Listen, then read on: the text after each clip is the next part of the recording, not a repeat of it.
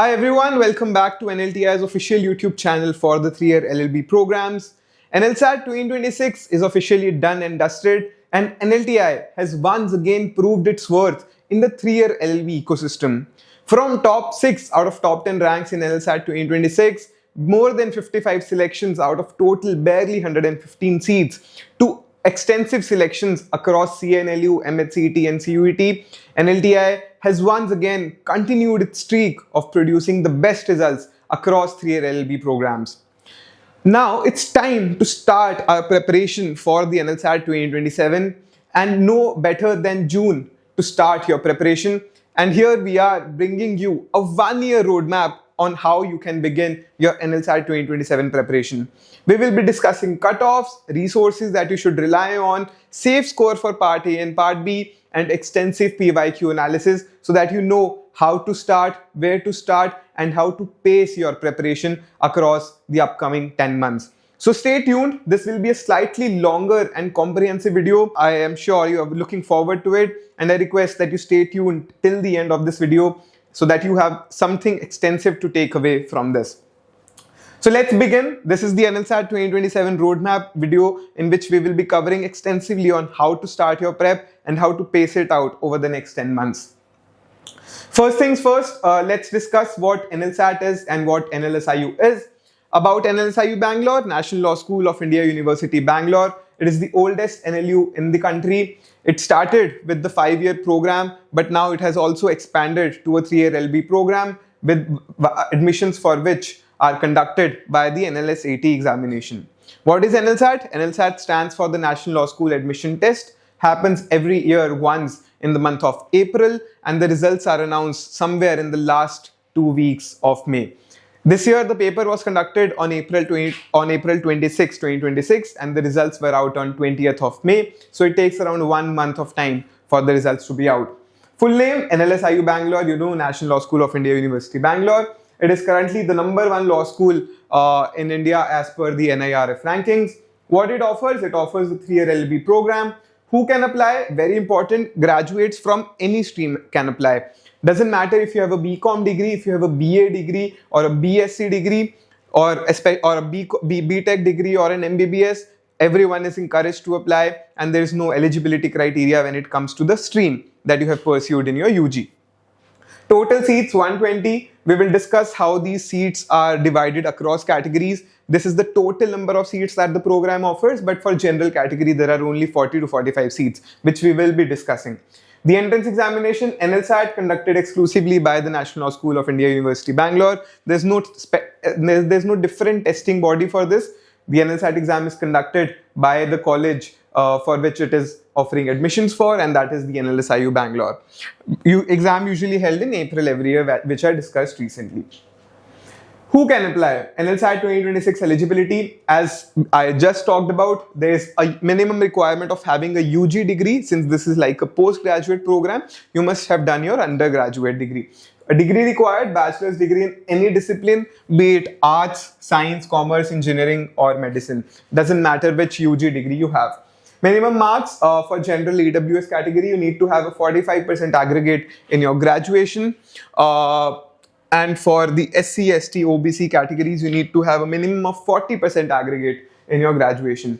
Final year students can also apply. Very important, if you are in your final year right now, or if you're entering your final year right now, and that means you will be completing your UG degree in 2027, you can still sit for the NLSAT 2027 examination while you are in your final year of college. Age limit, no upper or lower age limit. Again, very important criteria. There's no age limit to it whatsoever. We have seen people entering the National Law School Bangalore for this program at an age of 60, and we have also seen people as young as 20 and 21 entering this cohort. Average age for this cohort averages around 25-26. So when we cumulatively calculate the average age for this program, people enter this program at an age of 24-25, but everyone is encouraged to apply. There is no lower or upper age limit for this program. Nationality, Indian nationals plus NRI overseas candidates. Until last year, NLSAT was exclusively for Indian nationals, but from the last year onwards, it has also expanded to international citizens. For example, foreign passport holders can also appear for NLSAT International and enter the National Law School of India University. Prior law degree, of course, absolutely not necessary. This is like a primary law course. You do not need to have a prior law degree. Prior law degree is required for courses like LLM, which is like a master's program. This is like a bachelor's program in law, but a 3-year LLB degree. Seat reservation, let's talk about how many seats do we have at NLS via the admissions test. For general unreserved, we have around 40 to 42 seats. For the scheduled caste category, we have around 18 seats. For the scheduled tribe category, we have around 9 seats. For the OBC non-creamy layer, very important to note, non-creamy layer, people belonging to OBC but from the creamy layer do not have any reservation and they belong to the general category for the purposes of this exam. But people belonging to OBC non-creamy layer, they have around 27 seats reserved in this test. And for the EWS category, that is the economically weaker section, we have 12 seats vertically reserved. Now, another interesting thing to note is that there is also horizontal reservation across all these categories. For example, if there are 40 to 42 seats for the general category, 25% seats are horizontally reserved for women. Same across all categories. There is no vertical reservation that out of 120 seats there should be a minimum number of women. That is not the case, but there is horizontal reservation. For example, if the scheduled caste category is there, 18 seats are reserved for the scheduled caste. Across those 18 seats, 25 to 30% seats are reserved horizontally for women. That means around 6 seats belong to scheduled caste who are women. I hope that's clear. Similarly, Karnataka domicile, 25% horizontal reservation across 40 general seats. 25%, that is 10 seats, belong to people who are from the general category but have a Karnataka domicile. These are across categories: women 25%, Karnataka 25%, and horizontal reservation for PWD as well across all categories of 5%. Horizontal reservations are filled from the vertical category seats. Check your category carefully before applying. Now let's also talk about the exam pattern, very important. What does the exam look like? So this year there has been a changing trend that people who priorly appeared for CLAT examination have now started to sit for NLSAT simply because they could not get their dream law school, that is NLS Bangalore. So now NLSAT differs from CLAT in several important aspects and we will discuss how. There are two parts to this paper. There is part A and there is part B. Part A is just like your CLAT paper. It has MCQs. MCQs from 3 sections: English comprehension, reading comprehension, second critical reasoning, and third GK. Simple, just like your CLAT exam. But there is also a part B to this paper which has written answers, handwritten on paper, just like your UPSC examination, wherein you are given a prompt on which you have to write an essay or like an answer to it. Total questions are 75 MCQs, and in part B you have 5 legal reasoning answers plus 1 essay component. We will discuss extensively all of these things in detail in the slides. What is legal reasoning question and what is an essay question. Total marks same across both the parts. 75 marks for 75 questions in part A and 75 marks for 5 plus 1 question in part B. Sections covered: reading comprehension, critical reasoning, GK, and sections covered in part B are your legal aptitude / reasoning plus an analytical essay. Negative marking, yes, there is negative marking. Again, a very important difference from your CLAT examination. There is a negative 0.25 for wrong as well as unattempted questions. So CLAT does not have negative marking for unattempted questions. But NLSAT, on the other hand, will impose a negative penalty even if you do not attempt the question. So it is highly encouraged that you go all in and you attempt all the questions even if you are not sure about some of them. There's no negative marking in part B. Of course, there cannot be any negative marking in part B because it is a subjective component and there's not a lot of time also to attempt all the questions of part B. When is it evaluated? Always evaluated first. Part A, if you give the paper, your part A is bound to be evaluated. You write your part A on an OMR sheet. That is, you bubble your MCQ answers on an OMR sheet. So all OMR sheets are evaluated. However, not all part B answers are evaluated. They are evaluated only if you clear part A cutoff. How do you clear part A cutoff? So part B is evaluated in the ratio of 1:5. So That means if there are a total of 120 seats that NLSAT offers, 120 into 5, that is 600 Part B sheets will be evaluated. So you need to be in the top 600 of the people appearing for the NLSAT examination if you want your Part B to be evaluated. Another important thing to note here is that Part B evaluation also has reservation, and sheets are evaluated across categories depending on the reservation count. For example, we just discussed that there are around 40 to 42 seats for the general category. That means 40 into 5. Only 200 Part B sheets will be evaluated for people belonging to the general category. If your rank is, let's say, around 250 and you belong to the general category, your Part B will not be evaluated. You need to be in the top 200 to get your Part B evaluated if you are a general, male and person who is not from Karnataka. That is without a domicile. Critical, NLSAT deducts 0.25 marks for unattempted questions as well, not just wrong ones. Total paper 150 marks, Part A for 75, Part B for 75, and the total time is 150 minutes. How do you divide the time? You spend around 70 minutes for your Part A and attempt 75 MCQs, and you leave around 80 minutes for your Part B. How do you divide these 80 minutes further? So there are 5 legal reasoning questions. You take 12 minutes for every legal reasoning question. So 12 into 5, 60 minutes devoted to your legal aptitude, legal reasoning question. So this should be done in 60 minutes, and the remaining 20 minutes should be devoted to your essay. This is how you should ideally manage your time and divide your time in the paper. Now let's talk about the section-wise breakdown in Part A. We have discussed there are 3 sections that are asked in Part A. We have first reading comprehension. What it tests, there are around 8 to 10 dense passages. Historically, it has been 8 passages for the last 3-4 years. एक passage में आपको RC के question भी दिखने को मिलेंगे, that is reading comprehension. उसी passage में आपको सीआर के क्वेश्चंस भी दिखने को मिलेंगे, एंड उसी पैसेज में आपको जीके के क्वेश्चंस भी दिखने को मिलेंगे. It is not like CLAT where there is strict demarcation that first section should be CR and the fourth section should be the second section should be GK and the fourth section should be logical reasoning. ऐसा नहीं है. आपको part A में एक passage मिलेगा and the same passage will have CR questions also, RC questions also and GK questions also. 400 to 600 words each. It tests your understanding, inference and interpretation. Approximate questions for each section are broadly 25, but there are some variations here and there. For example, this year NLSAT 2026 had 28 questions from the GK section and some bit of less questions from the CR section. तो आपको around 25-30 questions मिलेंगे RC से, around 15 to 20 from the CR and around 25 to 30 from the GK section. CR again 8 to 10 dense passages, same only.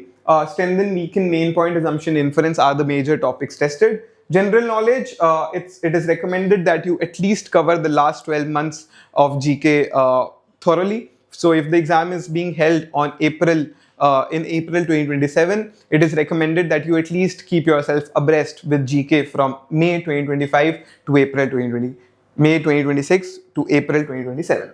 Legal developments, national, international events, science and tech. Don't worry, we will be discussing all these topics extensively in the upcoming slides.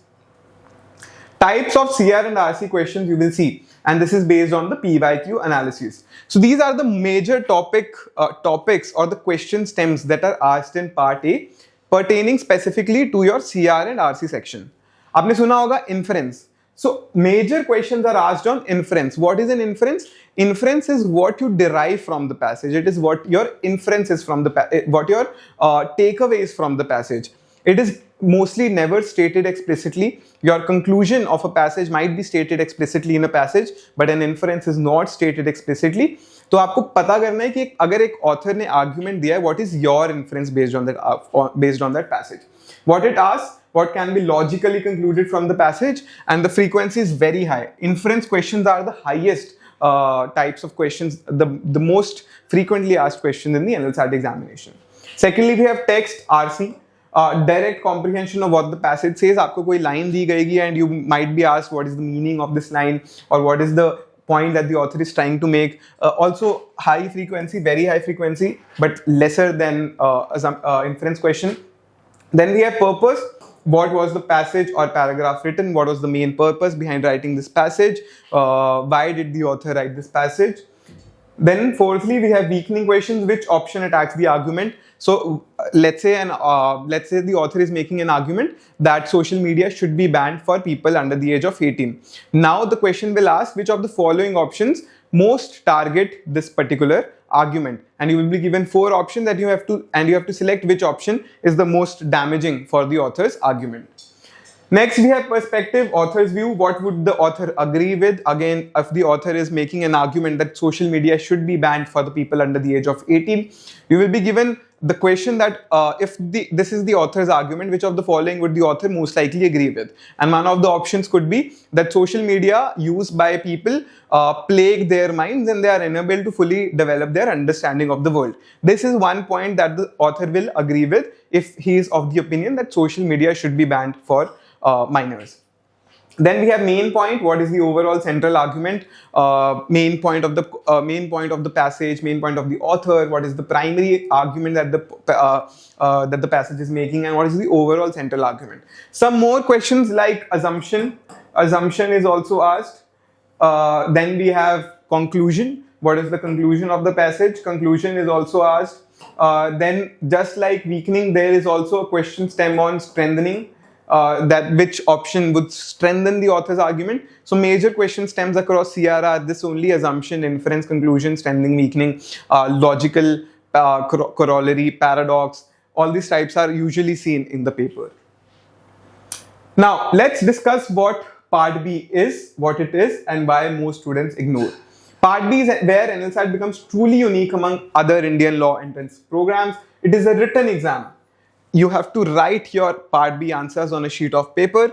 You physically write it on a sheet of paper, and then it is evaluated by a human evaluator. There is no AI evaluating your answer. Professors at the National Law School of India University are the ones who personally evaluate the answers that you write. What are the 2 components of Part B? First component is the short answer, legal aptitude reasoning component. What happens here? It is a real life scenario where you read it, identify the legal issue, and apply the given principle in a structured short answer format, and you write around 200 to 250 words. Number of questions 5, marks total 12 marks each question, that is the total of 60 marks. In the analytical essay, you will be given a topic, usually a current policy, social or legal issue. Write a structured balanced essay of around 400 to 450 words. For example, this year the question was, can wars ever be justified? ये question क्यों आया? क्योंकि पिछले साल में बहुत सारी wars हुई हैं. Thailand, Cambodia, US, Iran, Vietnam, Venezuela. इतनी सारी wars हुई है कि there was an analytical essay question on whether wars can ever be justified. Is there any justification possible at all for the wars to happen? तो इसमें आपको एक topic मिलेगा एनालिटिकल एसे में, जिसमें आपको उसको प्रॉपर्ली एनालाइज करना है कि you have to give an intro, you have to give a body, and then you have to give a conclusion.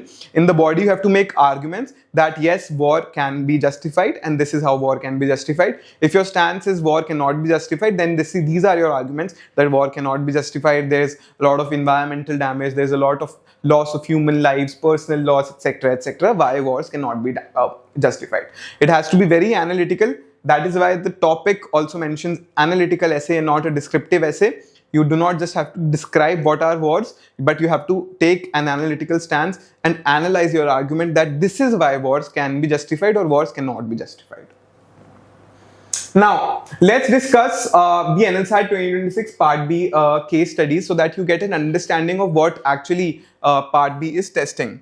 For example, there was a case study topic on gig worker.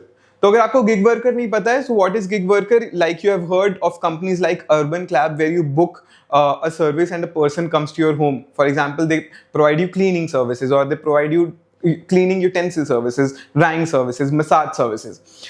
Or Zomato worker or a Swiggy worker who bring your food orders from the restaurant to your place. Very importantly, these workers are not classified as employee. But you must have also realized this, that Zomato and Swiggy call them delivery partners and not delivery workers. So this is a gray area where all of these things are operating, where these people take a huge risk on their lives in delivering your orders, but they are not compensated fairly, and they're also outside the ambit of Indian labor laws, because Indian labor laws only protect people who are employees of a company. So now the question was, the question gave a legal principle which defined who is an employee and who is a contractual worker. And now the case study was what was required by the case study is that you have to apply the principle of employment. For example, an Indian labor law would say an employee is defined as person who is controlled and bound by the government, by the company policies, is monitored and oversaw by by a company all the time, and there is direction and control by the company. So let's say this principle is given to you, and now you have been given a situation about a gig worker. Now what you have to require, what the part B question required you to do was, you had to apply the principle of employment definition to a delivery worker situation and analyze whether that particular person would qualify as an employee or a gig worker. That is, whether he's merely employed for a contract of service or a contract for service, whether he is merely a contractual worker or an employee, because this will determine whether whether he can benefit from Indian labor laws or not. Next question was negligence. There was a tort law question where liability when a customer on our phone slips despite a warning sign. So I enter a cafe. There I am on my phone, I am not able to see the warning sign, but the cafe owner has placed a warning sign that there's work in progress or the floor is wet, so be careful. While I'm going to the cafe, I am on my phone. Now, what I had to do is, I had to analyze contributory negligence, both the customers and the shopkeeper's role. So now if I'm going to a cafe and the cafe owner has placed a sign of wet, that the floor is wet, but because I'm on my phone, I did not watch the flashcard displayed by the owner, whether the owner can be held liable for the injury that I receive, or whether I have contributed to the negligence of the owner in keeping the floor safe and sound. So I had to analyze the liability of the person for my injury just because I could not see the flashcard displayed by the owner. Then there was election eligibility. There was a law which said that you cannot stand for elections or you cannot participate in elections if you have more than one child. Now what happened was, there was a situation in which a woman got pregnant with twins. Now you had to analyze the rule of one children election to a novel factual situation involving biological uncertainty. One could make an argument that getting pregnant with twins is beyond my control. It's a biological uncertainty, so the rule should not apply to me and I should be exempt from this rule. This question was also asked. Then there was a question on technology and law, deepfakes. You know what deepfakes are, and they are becoming very prevalent now. So you had to analyze the liability for political satire under deepfake legislation. And lastly, there was a question on digital investment promotion, where you had to analyze liability of a person who promotes a fraudulent digital investment scheme. For example, Akshay Kumar today is coming and promoting, advertising an investment scheme, which later turns out to be a fraud one. So now, whether Akshay Kumar could also be held liable for fraud or not, you had to analyze whether promotion of a fraudulent scheme is same as direct participation in fraud, because Akshay Kumar right now might not know that the scheme might turn out to be fraud 5 years down the line. So I hope you get an idea of what type of questions are asked.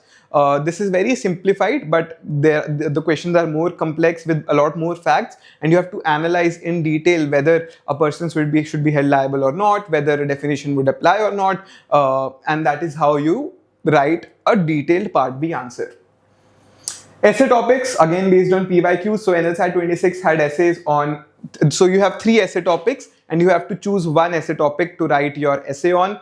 This gives you some flexibility that if you have not read about 2 answer options, but you have read about one, you can choose the one that is more comfortable for you. So NLSAT 2026 had essays on, should offensive war ever be justified? Should individuals be deplatformed for social media posts? So you know about the cancel culture, wherein if you say something that is not taken well by the society, they simply just cancel you and ignore your existence. So whether this should be, what are your thoughts on this topic, whether the cancel culture is something that should be preferred or not? And the last question was social conscription, whether being dependent on a society's economy and politics to stay in that economy, to stay in that society forever, should be justified or not.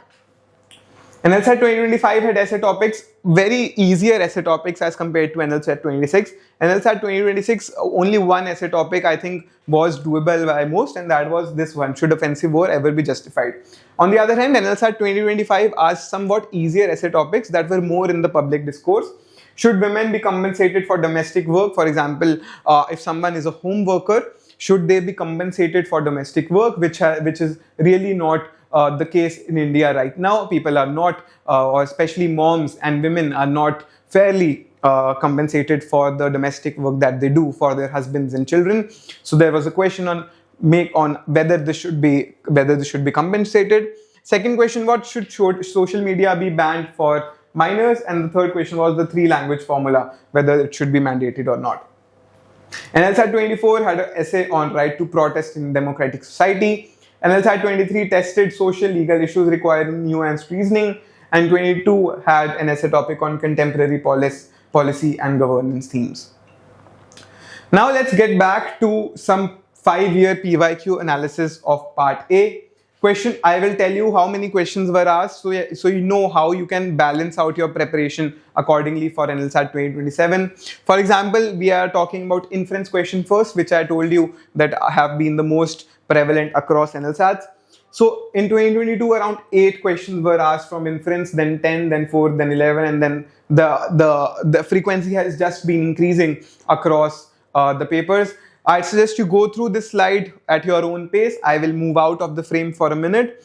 Maybe you could take a snapshot of it so that you know how you can balance out your preparation. Just to give you an idea, these are the most common types of questions asked across the 4 years of NLSAT that have taken place, the 5 years. Inference, text, that is directly from the comprehension. Purpose questions, what is the primary purpose behind writing this passage? Weakening, you have to damage the author's argument. Perspective, why is the author written this argument? Main point, what is the central argument of the passage? Principle based questions, then strengthening questions similar to weakening. Then accept, there will be a question on accept, in which you have to decide. For example, the question stem would be, the author would agree with all of the following except. So you have to identify the outlier. Then there are some vocabulary questions that were asked earlier, but for the last 2-3 years, these questions haven't been asked. Same for except. Assumption questions are also prevalent in the paper. Now let's discuss about GK topics that have been seen across the last 5 years. Yes, PYQ analysis, GK topics from 22 to 26. So GK carries approximately 25 to 30 questions in part A. This section often decides who cracks the part A cutoff. Now, what types of questions are asked? Person in news. This has been the most common type of question that has been asked across the last couple of years. So this year there was a question on Epstein files. The question was, who was the journalist who was the first one to expose Epstein Island and the Epstein files? Then there was a question on Teacher's Prize, who got the Teacher Prize. There was a question on Booker Prize, who got the Booker Prize 20 years down the line, that is in 2006. Then we have questions on legal and political affairs. For example, the Shah Bano case, the Law Commission on Dowry, the collegium system. Then we have national affairs, like questions on governance, constitutional updates, domestic policy. We also have questions on arts, culture and award, wherein the question was on Kiran Desai 2025 Booker shortlist, Adivasi YouTube rapper. There was also a question on who is the most subscribed YouTube channel right now in the world. Questions on international affairs are also very common. For example, this year a question was asked on, because Venezuela was in news because of US intervention. The question was asked of who was the vice president of Venezuela. Then questions on science and technology are also frequently asked. This year there was a question on the translation tool for Adivasi languages that was launched by the Indian government. Then there are questions on sports as well. Recently, we have seen a surge in sports questions. Last year, there wasn't any sport question that was asked, but this year, a couple of sports questions was asked, primarily related to Paris Olympics and sports governance. Then we also have questions on economy and reports, where, for example, business and economic developments, digital investment. If there has been a report, for example, ease of business report in India, you need to know the ranks behind of such reports. What was India's rank, which country topped the rank, There was also a country on, there was also a question on the happiest nation in the world. One of the Scandinavian nations get that award all the time. Year-wise paper difficulty. So let's see how the paper has evolved over the year so that you prepare for the right level of difficulty. So the paper was launched in 2022. It was the first time that the paper was conducted in 2022. The paper was moderate to easy, and this was the most beginner friendly paper, and it was also very vocabulary heavy. This was the first time the paper was introduced, so that is why it was slightly on the easier side. In 2023, it was moderate difficult, slightly tough than the last year's paper. In this paper, questions on weaken and perspective surged, and part B demanded some bit of depth. In 2024, the paper was difficult, moderate, tough. Key takeaway, hardest part A ever. CR was very intense and time management was very critical. So 2024 paper was the hardest ever. What happened last year? It compensated for the difficulty level of 2024. 2025 was the easiest ever paper when it comes to part A. Part A was very easy. Part B was easy to moderate, and it was an easier comeback after 2024, and newspaper reading was rewarded. If you're still with me in this video, one thing I'd like to put is that newspaper is like your gospel and your Bible. Even if you are not doing anything else for NLSAT right now, take a subscription of The Hindu or The Indian Express and read it religiously every day. It will not only help you in part A, that is your reading comprehension, critical reasoning when you read the editorial section, but also with your GK section as well as your part B. Because part B is primarily from the contemporary events that are happening in India. So you will be able to make better arguments if you know some facts that are always there in the newspaper. Now, what happened in 2026? Part A was difficult. It was no doubt very difficult when compared to 2025. Last year, NLTI students on an average scored around 60. This year, the average score dropped to around 52 to 53. So there was a drop of around 5 to 7 marks in part A this year because it was difficult. However, part B difficulty decreased.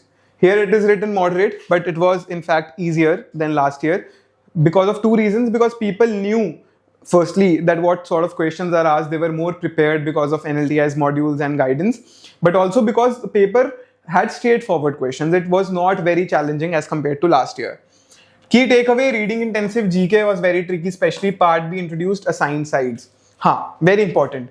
So abhi tak kya hota tha that in NLSAT you would be given a factual scenario and you would be allowed to take any side, whether X should be liable, whether X should not be liable. However, in this year's exam, they assigned a side to you that you have to argue from one side, that is, for example, to hold X liable. And going back to the previous example that I took, if I'm walking in a cafe which has wet floor and the cafe owner has displayed a flash card that the floor is wet, but because I'm on my phone, I failed to see the flash card and got injured. Now, earlier I used to be given the flexibility of choosing a side, whether cafe owner should be liable, whether cafe owner should not be liable. But this year, you were not given that flexibility. You had to argue that the cafe owner is liable and that it was not the fault of the person walking in without watching it carefully. So this was the change. This was the major change this year that happened. So what to expect in NLSAT 2027? Clearly, you have to focus on inference questions, text comprehension questions, purpose questions, weekend questions, perspective view of the author, main points, strengthening questions. For GK, you have to focus on persons in news, legal and national affairs, arts, culture and sports, and pop culture connection. Vocabulary questions could or could not come, but there's a chance that it might show up in NLSAT 2027. Now let's talk about safe score targets. If you are still here with me, you must be wondering कि अच्छा भाई 75 marks का पाठ ही होता है, तो हमें actually लेकर कितने आने होते हैं? So last year, a safe score was around 60. But because this year the paper was different and it was difficult, especially the GK section was very difficult, the part A score dropped. But what happened was the part B checking became more lenient. This year the part B average score skyrocketed. So until last year, NLTI had heard of 50 as the highest score given in part B. But this year our rank 1 Mehak got a score of 55.5 in part B. So this means because the part A became difficult, part B evaluation became slightly lenient as compared to last year's. So going by the past year trends, this is how we think should be the safe score for NLSAT 2027 if the difficulty level stays same. Part A safe score should be around 60 to 62 for the general category. Part B safe score around 38 to 40, and a cumulative score of around 98 to 100 should be safer for you to make it to the college if you are from the general category. For EWS, we have some leniency, 55 to 57 in Part A and 27 to 32 for Part B, and that takes the overall score to around 82 to 87. Now, if you are from the OBC category, OBC NCL, you have to target around 52 to 54 in your Part A. You have to target around 26 to 30 in your Part B, taking your overall score to 80 to 84 in your in the combined rank list. Now, if you're from the SC, ST, PWD category, you have to target around 46 to 50 out of 75 in your Part A, around 22 to 26 in your Part B, taking the cumulative score to 68 to 72 in your combined rank list. Also, you need to know what NLSIU actually does. The final merit list is based on combined Part A and Part B scores. If two candidates have the same total score, NLSIU uses Part B as a tiebreaker. So, for example, if you have 55 in Part B, 55 in Part A, 55 in Part B. For example, let me rephrase that. So, two students have got a combined score of 90. The first student reached that score by scoring 55 in Part A and 35 in Part B. So this is how the first student reached that score of 90. On the other hand, the second student reached that score by getting 50 in Part A and 40 in Part B. And now if NLS had to offer a seat to only one of them, how will it do? It will give the seat to second person because he had a better score in Part B. He had a score of 40. So if you are getting the same score, the combined score is the same, then your Part B becomes the tiebreaker, and whoever gets the higher score in Part B will get offered the seat. Now let's talk about very important the 10-month roadmap. अभी तक आपने सब जान लिया exam के बारे में जो आपको जानना है to prepare for it. But now let's also talk about the 10-month roadmap, how it should actually look like for the next 10 months. अभी के लिए आपका चल रहा है phase 1, that is the foundation phase, जो चलेगा जून और जुलाई में. That is the foundation phase in which you will build your reading habits and understand your question types. In phase 2, that is your skill building phase. You will, by August and September, you should be able to develop accuracy in each of the section, and you should begin your Part B practice. In phase 3, that is your performance phase, high intensive phase from October to December, you have to start with full length mocks and error analysis. You need to ensure that you are not repeating the same errors. Phase 4, and that is your advanced phase, that begins in January and continues till February. You have to eliminate your specific weaknesses. By the time you would know that inference questions are something that you're getting wrong, or strengthening weakening is your weakness, you have to eliminate those weaknesses by that time. And in the final sprint, you have to do maximum simulation. How to do maximum simulation of the paper? By attempting more and more mock tests, and you have to focus on exam readiness. So I am again taking a 10-second break from here so that you can take a snapshot of this image so that you know you have a clear breakdown of the next 10 months.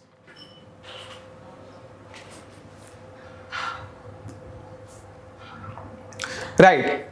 Now let's talk about each phase in detail. We are talking about the phase 1, that is your foundation phase, that continues from June to July. What do you have to do in this phase? You have to do editorial annotation. You have to take a subscription of any of the famous newspapers of the Hindu or the Indian Express. Anyone should work. You have to read one editorial daily.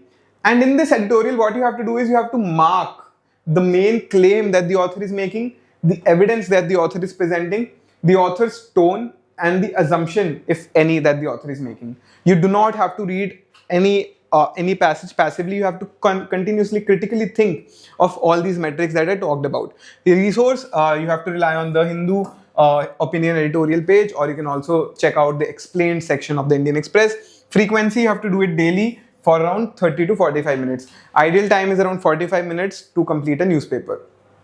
Second task is RC passage exposure. Go through NLSAT PYQ passages without timer. After reading, ask what type would each question be. Do not worry about getting answers right yet. This is your foundation phase in which you get acquainted to the paper. This is what the paper is actually testing and requiring of me. You can do it 4 to 5 times a week. You have ample of free resources in terms of PYQ available on the NLTI website. Go through one passage from each PYQ daily and do it around 4 to 5 times. So in 1 week you will be able to complete, in 2 weeks you will be able to complete 1 PYQ by this method. Third task is CR type learning. Study each CR type question one at a time. What does an inference question ask? What does a weekend question ask? And learn the structure before practicing. GK foundation, start taking notes. Go through the newspaper, start taking notes. If you see some person in news, major legal judgments, national events, do that 5 items per day, only what NLSAT historically tests. Do not focus on random GK. Your sources for this should be Live Law, Hindu, Bar and Bench plus the NLTI GK modules or the GK compendiums that the NLTI provides. And you have to do this daily for 20 minutes. Now, next is your weekly review. At the end of each week, revisit every passage you attempted. Can you now correctly identify the question type and what did you miss? Let's talk about the second phase. Okay, if you want to take a snapshot of this, I will take 5 seconds aside.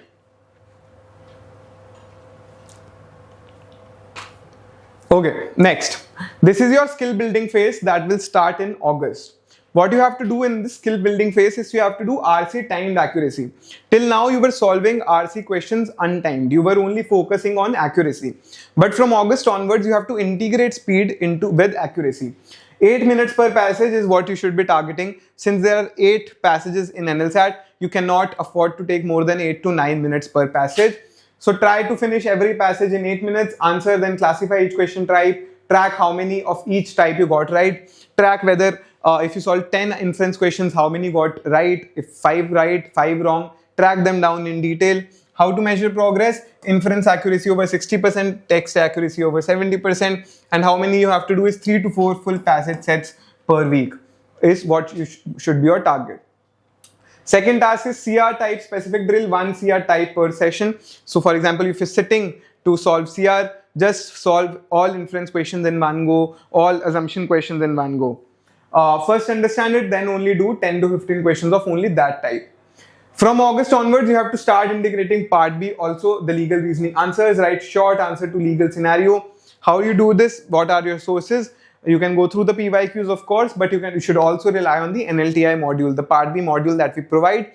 In that, we give you 300 most expected questions for part B. Even in NLSAT 2026, around 4 questions were directly incorporated in the NLTI part B module, and the students knew all those concepts that were tested in the paper simply because they had practiced from the NLTI module.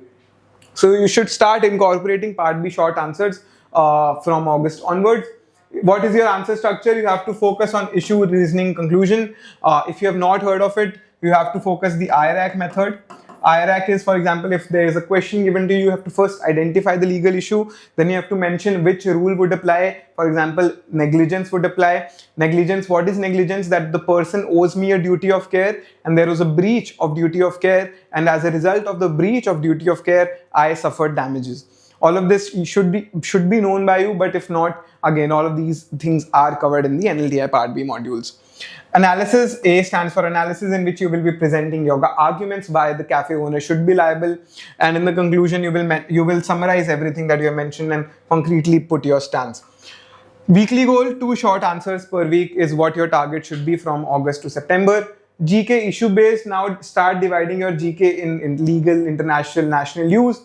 Read 2 to 3 sources on it, understand the context, not just the headline. Very important, NLSAT does not ask you questions on headlines, but it will go deep into that headline and ask you questions about that. For example, the question did not simply ask about what is Epstein file or anything about that, but it in fact asked who was the journalist who exposed exposed Epstein and had a major role to play in the whole Epstein files fiasco. So very important to dig deep into all these GK issues.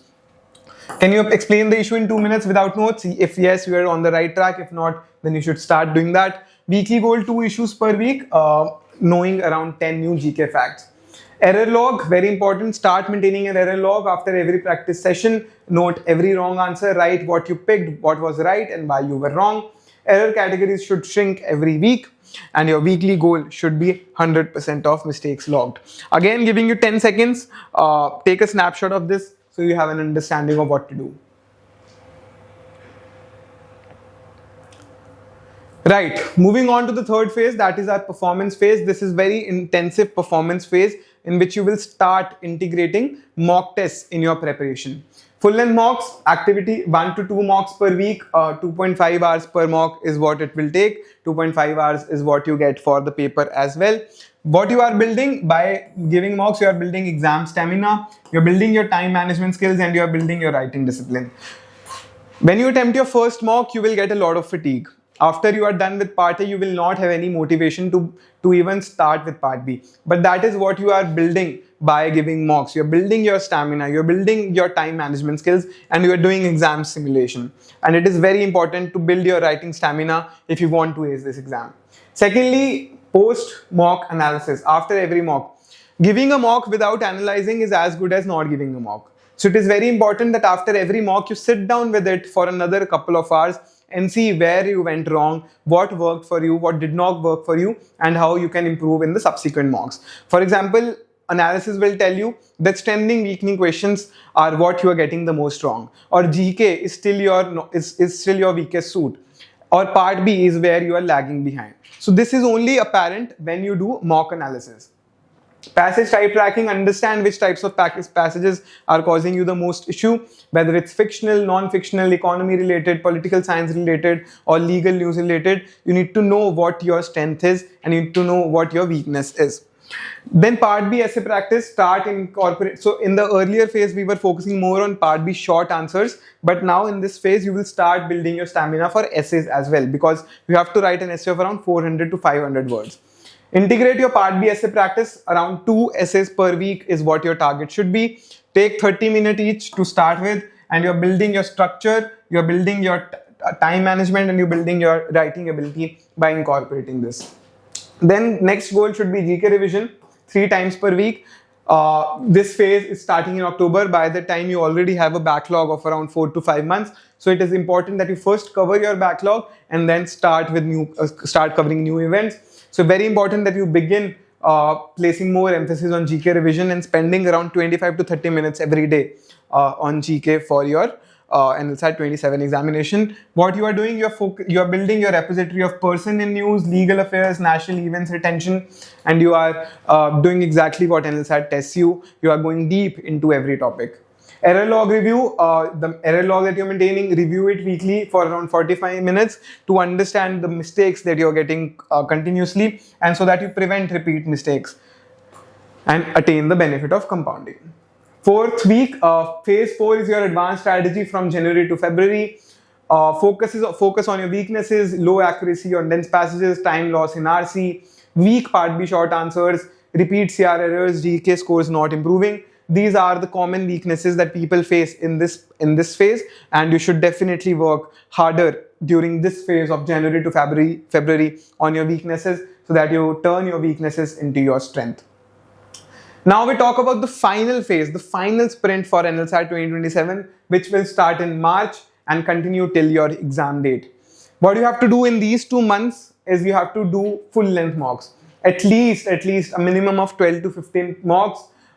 And how you can divide it? You can divide it by 2 to 3 mocks per week. Non-negotiable rule for this is that never take 2 mocks on consecutive days without analyzing in between. If you're taking a mock today, do not take any time to analyze it, and taking a mock tomorrow, both the mocks are useless. You have to take some time in between so that you can work on your weaknesses, you can know what mistakes you're getting, and only then attempt the next mock. PYQ reattempt, go back to all the PYQs the NLS has released till now and attempt all these PYQs in a timed format.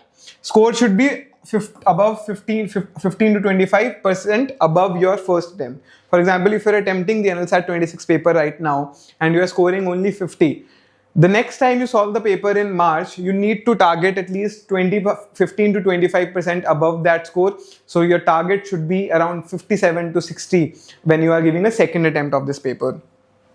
Error log final revision, 100% of your logged errors, go through your major weaknesses, major strengths, and spend around 25 minutes.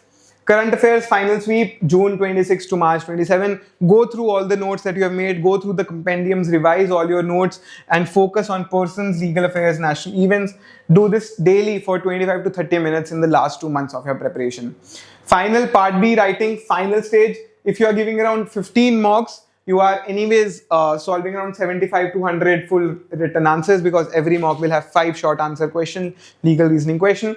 So target around 100 part B short answers in your final sprint, and around I'd say 15 to 20 essays in your final 2 months. This is very important that you do it every alternative. Time yourself, 12 minutes per short answer, 20 minutes for essay, no exceptions at all. Now, you will ask me that I have told you so many things, that you have to do this, you have to do this, but how do I do that and where do I do that from? And this is what this slide will cover, and this is your resources. From where should you do each and everything that I have talked about? RC and argument reading, where should you do this from? The Hindu and or the Indian Express. Read the editorial section. How to use it daily, annotate main claim, tone, purpose, assumption. Do not just read passively. CR practice, you go through the NLSAT PYQ modules, you go through NLTI hard copy modules, you go through NLTI sectional tests, mock tests, and you should be good to go. CR supplementary practice, NLTI critical reasoning sectional test is your best way to practice more and more CR, critical reasoning. Sorry. For your Part B legal aptitude short answer questions, again NLTI Part B module will have around 300 most expected questions for you to practice every day. So go through that, plus the PYQs that NLS has released.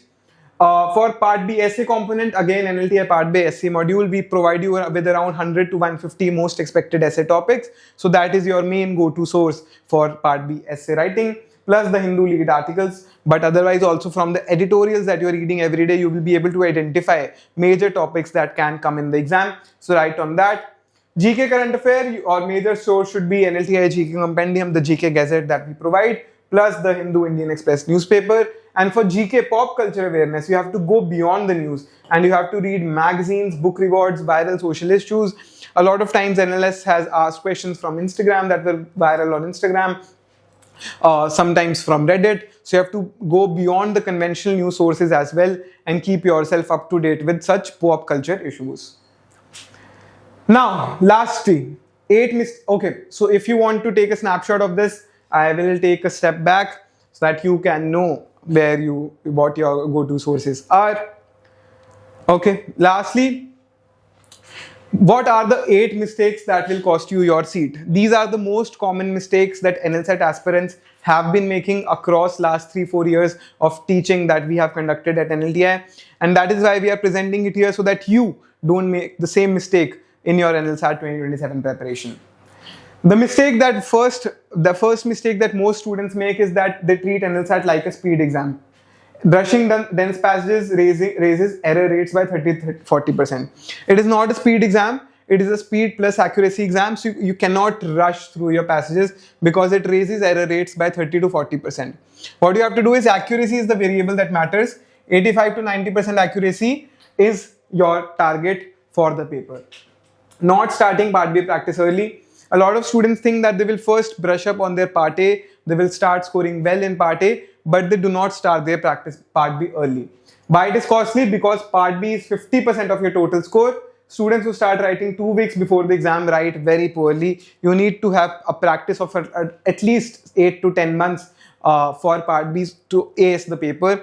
The fix is begin Part B short answer practice shortly from phase 2, that is August. 2 structured answers per week is good to go.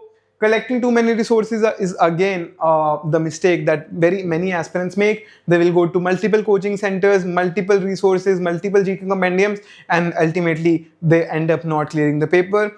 If you go through the topper interviews of NLTI, you will see that they've stuck just to the NLTI resources, and those resources have proved more than enough. So everyone watching this video, NLTI is your go-to place, is a one-stop solution. You do not have to go anywhere else. If you follow us, if you are enrolled with us, you are good to go, and you do not need to focus on any other thing apart from the resources that we provide. Collecting too many resources results in resource overload. What you have to do is you need to have just 3 core resources for GK, for example, PYQ, The Hindu, and mock series, nothing else. Taking mocks without analyzing them, again, cannot place more emphasis on this point. You have to take mocks only after analyzing them, and analyze mocks, repeat the same errors, otherwise you will keep repeating the same errors. You will keep getting GK wrong, you will keep getting inference questions wrong if you're not analyzing your mock to identify the mistake.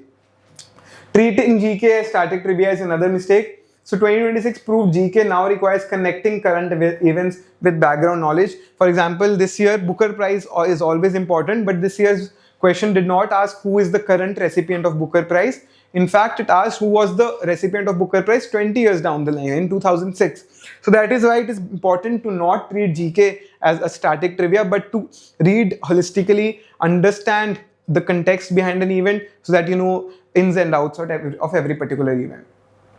Sixth mistake that people make is ignoring part B essay topics. And why is it costly? It is costly because the essay is 15 marks and offer a differentiator between candidates with similar party scores, especially this year because essay was unpredictable. A lot of people could clutch in essay by writing a better essay than most other students, and people who did not write a good essay fell behind.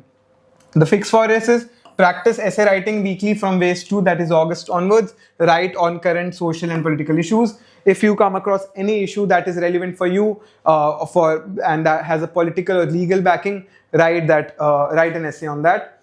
And the seventh mistake, and way too common mistake, is starting preparation too late. A lot of students think that if they start from January, they will have 3 months to prepare.